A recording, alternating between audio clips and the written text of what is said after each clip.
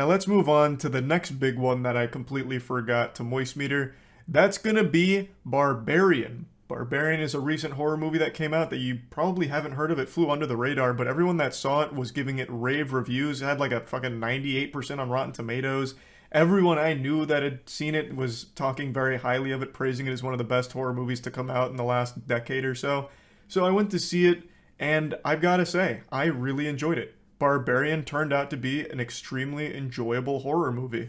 When it was goofy, I think it was self-aware goofiness, which really improved it overall. And I thought it was just a really unique take on the old haunted house trope.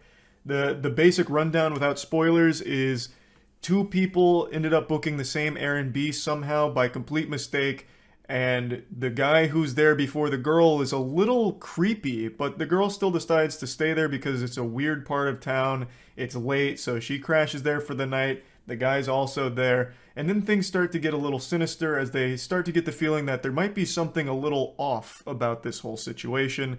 And then it devolves into some truly bizarre stuff. I think this is all in the trailer that I can talk about, but there's like an underground area to this house, and something a little bit more evil happens to be going on.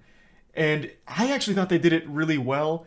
They even bring in like another character who's just an unlikable douchebag who's super silly, and he gets thrown into the mix here. I don't want to spoil shit about this movie because I think it's better to go in knowing nothing about it.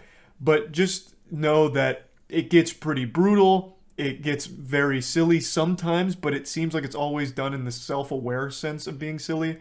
And I just really enjoyed it. So overall, I'd probably give Barbarian like an 88%. It's an arbitrary number, but I toss this one out sometimes when I don't quite feel it's like 90% like A-worthy.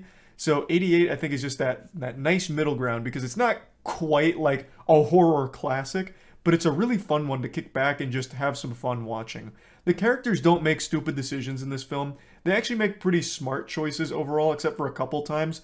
But the person who makes the worst decisions is the one you would expect to make the worst decisions because he's designed that way. So it's excusable when he does it. But yeah, Barbarian was actually good and quite the